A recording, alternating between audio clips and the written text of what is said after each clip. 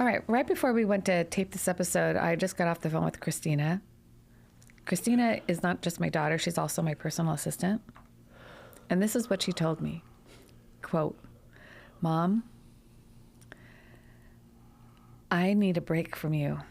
I need it just through the weekend, like 3 days. Oh, if wow. I can get a break, then I can reset. But we were doing this house thing that I was doing, and you sent me a list yesterday that was boom, boom, and boom, boom, boom, and boom, boom, boom, boom, boom, and boom, boom, boom, boom, boom, and boom, boom, and boom, boom, boom. It was so long and so detailed, and I know that you're excited, but you're going, I just need a break. Yeah. This is not the only time that this is said to me. It's said to me all the time. It's one of the reasons why I was in favor of all the staff getting off of email, so that they could only get email when they're in their computer, so they don't have to watch me sending a million emails to them all through the weekend from my team. But part of the side effects of being in a trial for me is that I start to sleep less, maybe an hour, and I know I'm down to around 4. It's been averaging between 3.5 and 4.5 hours for the past, since I started looking at my watch, which is about 3 weeks ago. And that the less I sleep, the more active I become. I like slightly hyperactive. And I was supposed to start a trial on Monday, which has just been put on standby. So now I'm even more aggravated. So A, I am fast to begin with. B, I probably borderline on being slightly manic to begin with. Not officially. My therapist assured me many years ago if I just took care of myself, I'm not officially a manic person. But I do have some mania involved in me because I go a mile a minute.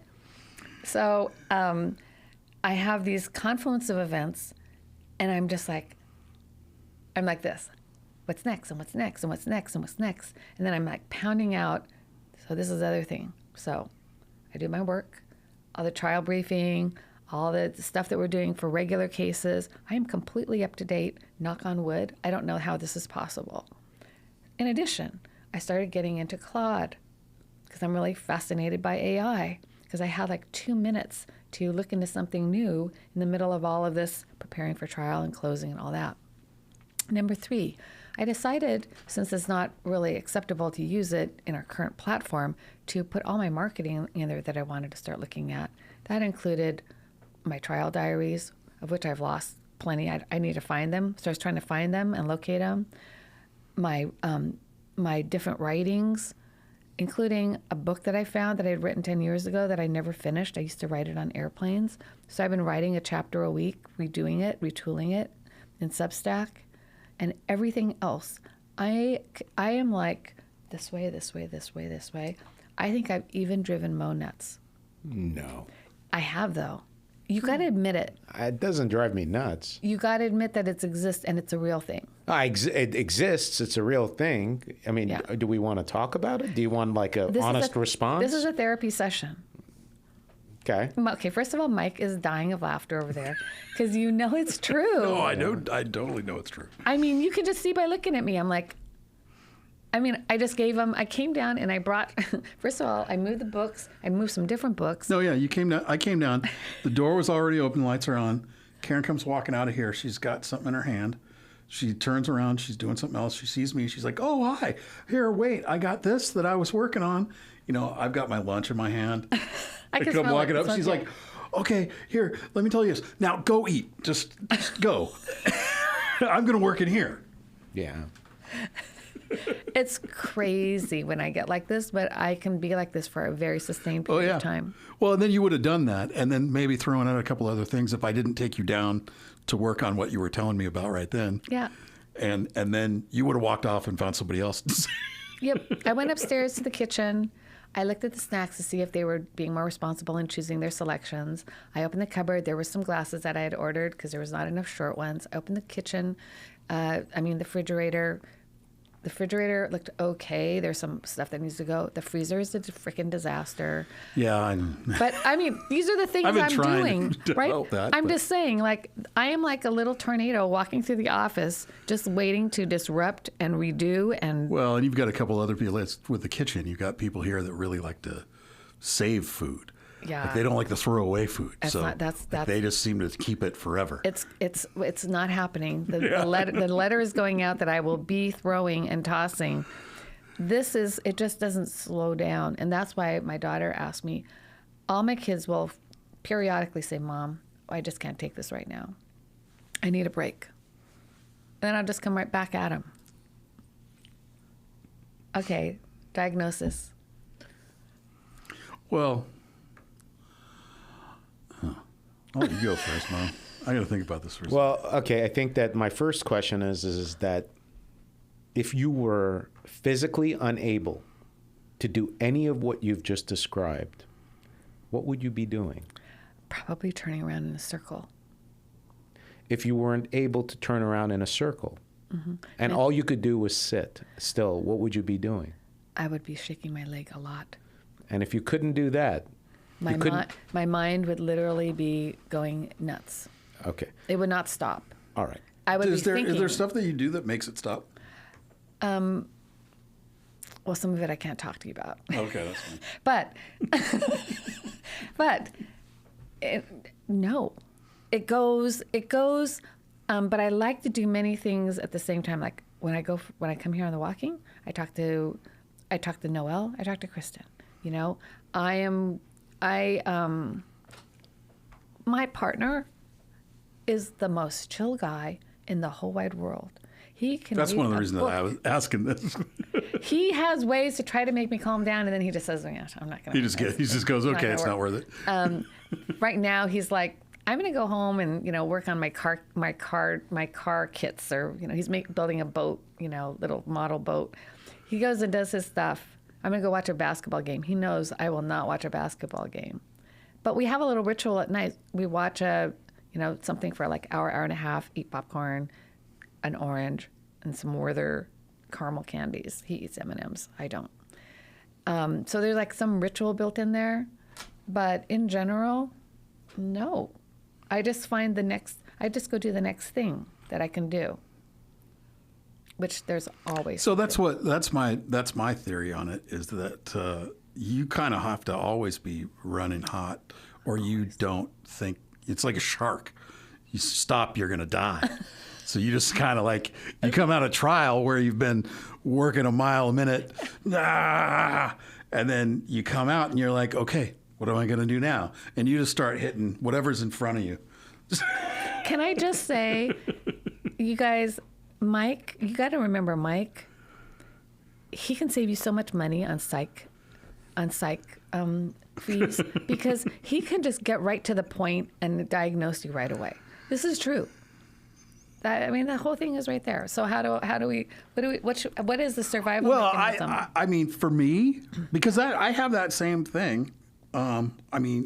Except for when I get onto the depressive side of it. But when I'm on the manic side of my stuff, I'm working crazy like that.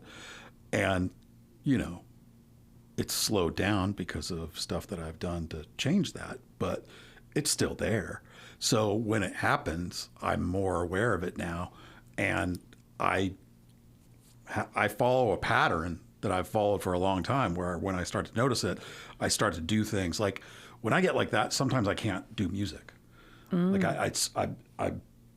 I'm too jumbled to like focus down on the stuff. So I'll play video games, because video games take a lot of thought and it'll take away from what I'm doing. But at the same time, even though stuff's happening really fast in the game, it relaxes me, gives me, it takes away all of that need to do stuff really fast. Because I do the same thing that you were talking about. Like, I'll be sitting on the couch with Deb watching a movie, and my knee will be going a mile a minute, and she'll be like, "Honey, come on, slow down." And then she does it, and so then we just kind of start going off on each other about it in a fun way. But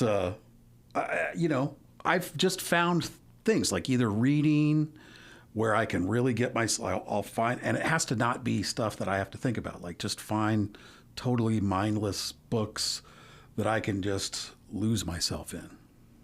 So that's great advice. And let me tell you some of my quirks.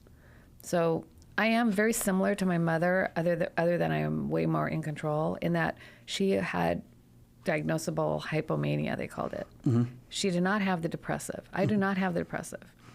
I've been depressed once in my life. That was when I got divorced. And it was a little situational, but it lasted a while. But other than that, I tend to just be... Just the fast side. Very fast. Secondly, it's not jumbled.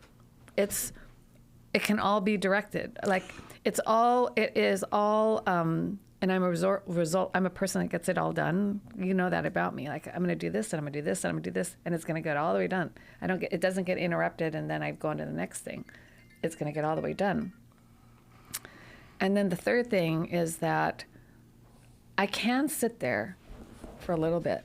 But for example, reading a book, I think I've told you this before. The problem is, once I start it, I won't stop until it's done if I'm really into it. So then that means I won't sleep.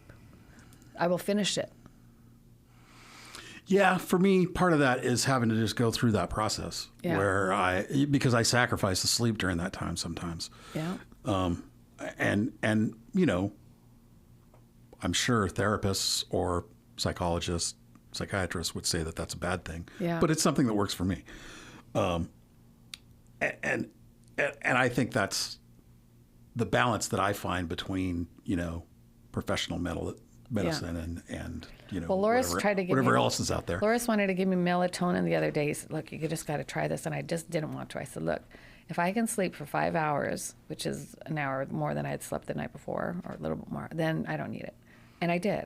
But I was probably because I was so tired from not sleeping enough the night before. Then I keep Googling it, well, AIing it, and they're like, well, you know, do you sleep during the day? I'm like, no. I took this, they give me this little thing. Is your brain foggy? No. Do you feel the need to sleep during the day? No, I don't ever take a nap. Not even when I was pregnant. You know, are you this or are you that or are you this or that? And they're like, well, maybe you just sleep a little less than most people, which is true. But normally my sweet spot is around 6 hours. I feel like I'm short on it and I'm more hyper than normal. But let's go to Mo. What's your diagnosis? My diagnosis is that these are coping mechanisms, and these are habits that you've developed over a period of years in order to cope with something that is not tolerable for you to be in, a space, a mindset, because everything that you do is a collection of habits that you've developed over time. If you sit and spend some time and reflect back, you'll start to realize that there were a consequence of a particular event, a particular relationship that created a need to cope. And your body and your mind are really good at surviving. They're designed to survive. Mm-hmm. And so you go into this space where you're surviving, and right now, your subconscious mind needs this behavior to survive. Because without it, it feels as though it will no longer exist. And so I go back to what I said. What would you do if you were physically incapable to do any of this? What would you do? And your answer to me was, I would sit there and my mind would spin and spin and spin. And my next question would be, what if your mind couldn't do that? Then what would you do? I would off myself. I've already instructed my children. Okay. So yeah. Like if I had a brain injury or something. No, it's that if about? you are physically, psychologically, biologically incapable of thinking this way, imagining yourself in a place of peace and quiet and no action, no anything. Yeah. Have you ever put on that hat and see what it's like? Well, only when I had really little children, and that involved a lot of gardening sewing every single thing in my house, including all their clothes, which to this day they will never let me forget. I was super hyper as a housefrau. Let's put it that way. I was Martha Stewart at a low level. That's why I refuse to do any of that stuff anymore. But I also worked. The answer is I cannot imagine being quiet and peaceful. That's not in my nature. You cannot imagine, or you choose not to imagine? I cannot imagine because I'm not. Well, that suggests to me that you are I'm quietly incapable of doing something, which I don't think that that's true. I'm incapable of it. No, I don't Trust me. I don't think that that's true at all. I think that the choice is intolerable for you to be in a place of utter peace. It is totally. Okay. And then you want the feedback. That makes me want to ask, that's a spiritual crisis. And not in the sense of God and religion or any of that. He's been writing me for not being spiritual. No, but that has nothing to do with, by the way, by faith or religion. But that's the human spirit. Yeah. The human spirit, okay, has aspirations that your physical self just do not have. And at some point, you got to let your spirit step in and guide you to where it wants to go. My spirit wants to go fast. I don't know. He doesn't believe me. No, because we have had this conversation before. Now, Mo can go a mile a minute too. Yes. He's more scattered than I am. Even scattered, she does better. I'm always better. Always better. Always better. Even the scattered, she does better. We always met. But you can go fast. Yeah. But you are a much more contemplative person than I am.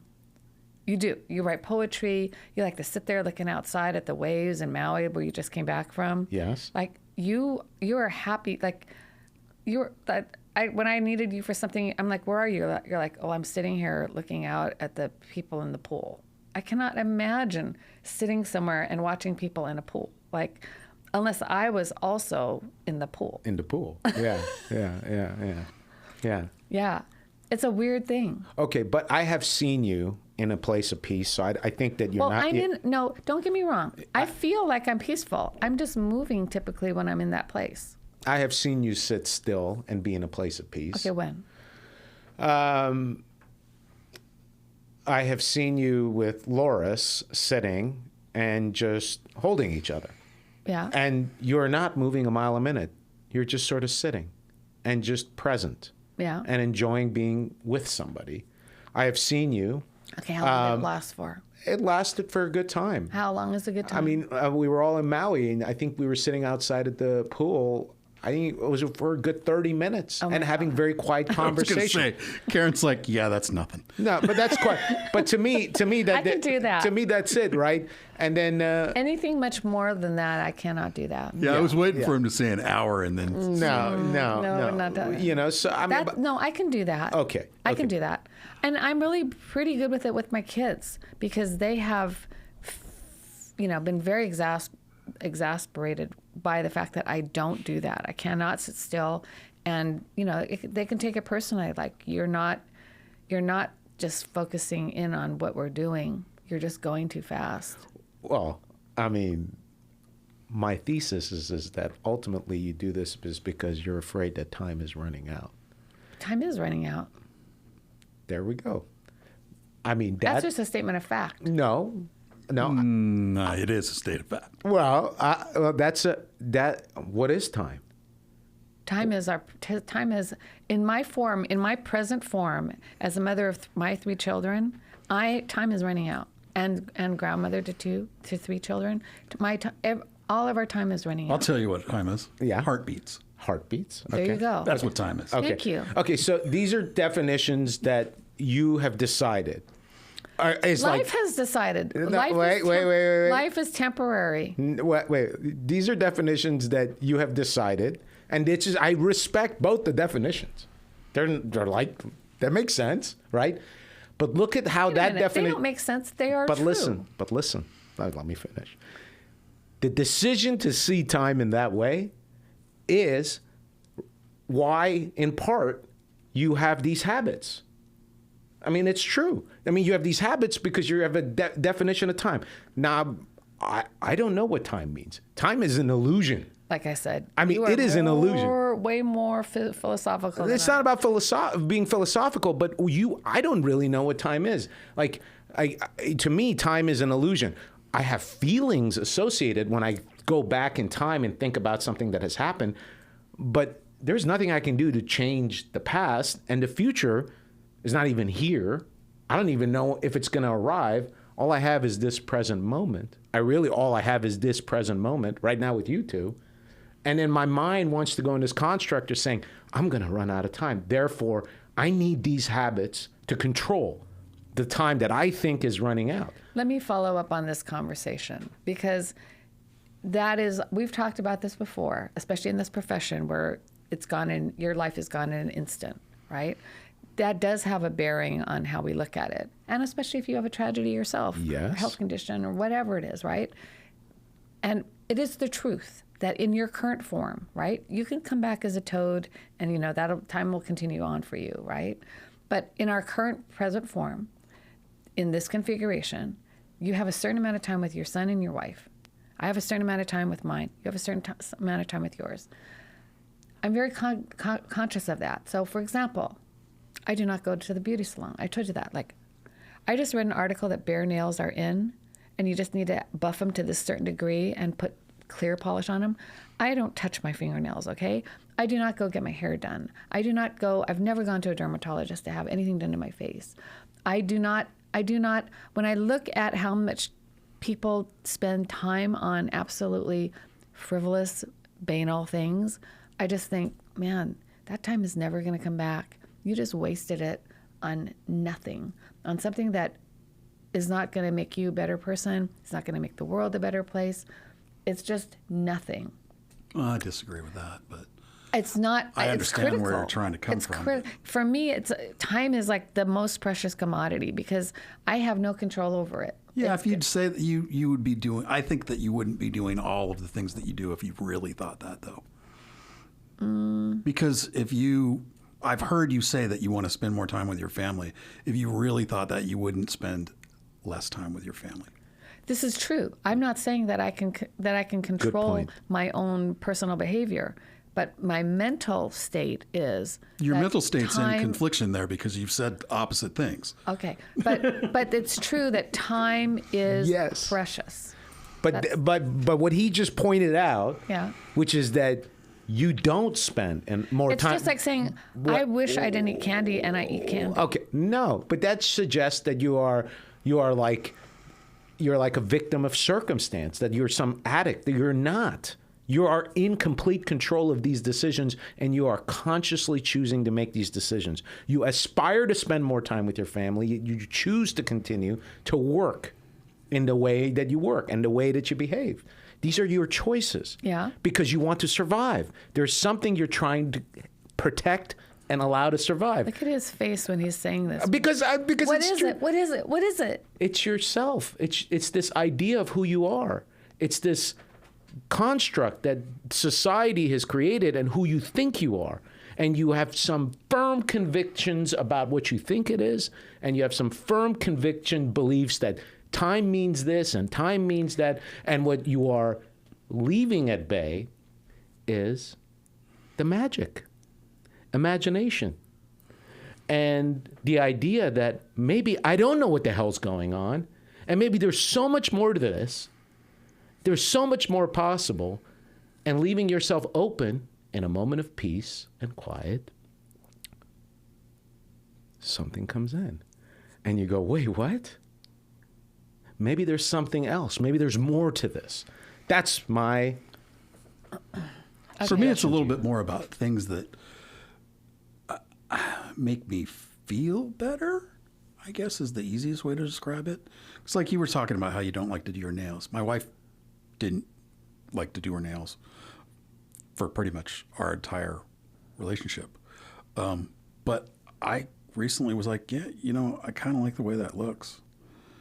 And she was like, do you want me to do it?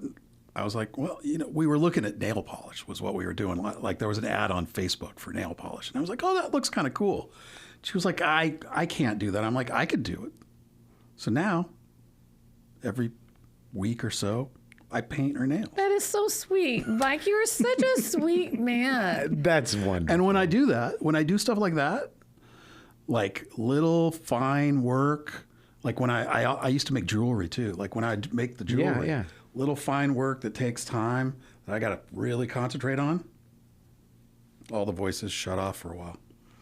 All the crazy manic stuff slows way down. So you feel connected. And it calms me down for a while. It doesn't stop it forever. Yeah. But it gives me a little break.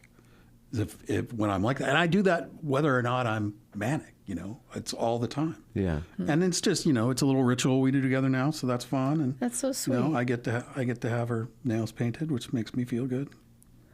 I think she feels good for it. I think that I love that. I think that I is love just, that. That should have been its own podcast. Yes. Well, let me just say that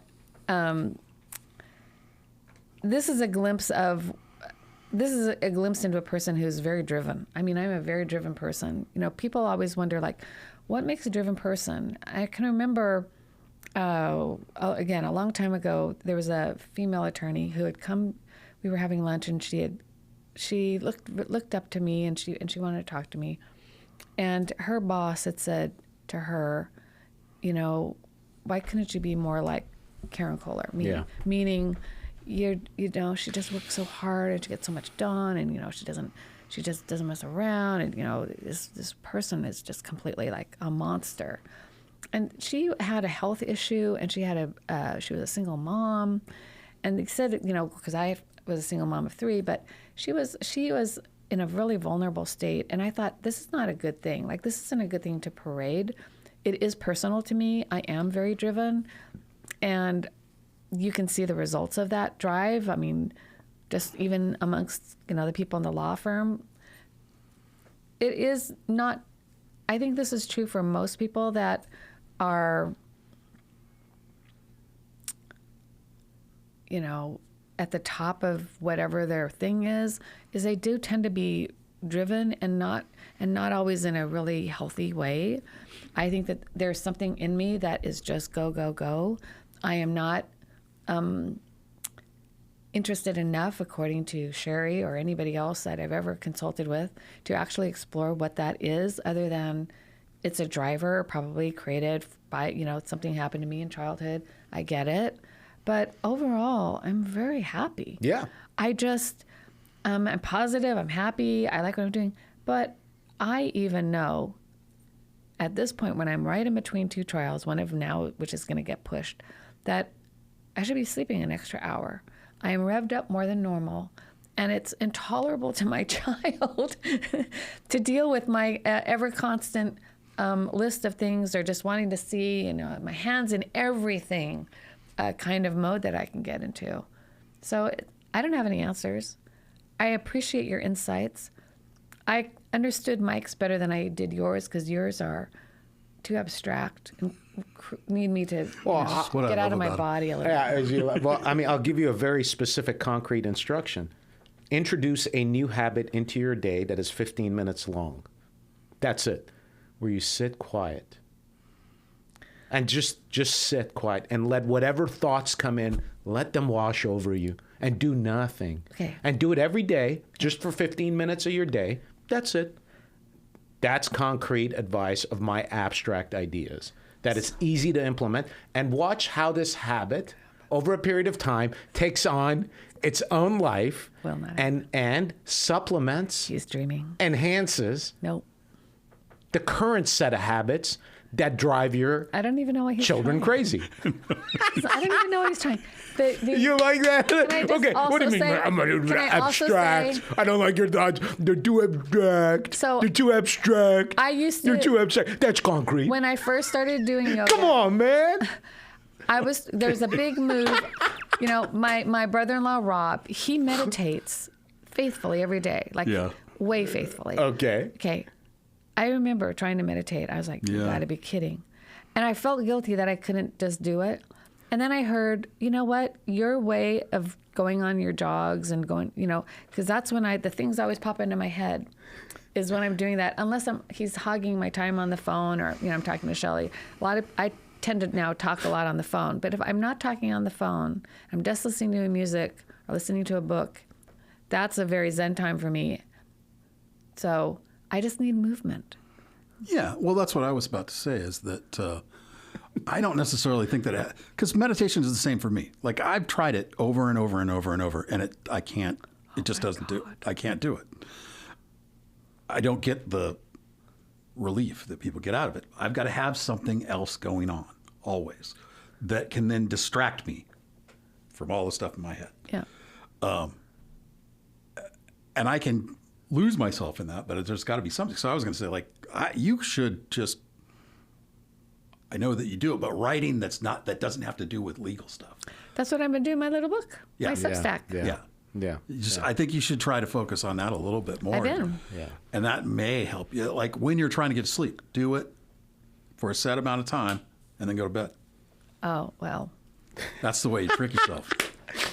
But I do, I have. You got to go to bed right away. You can't like go, okay, I'm going to do something else for a second. Yeah. And you can't touch your phone after that at all. Yeah. No.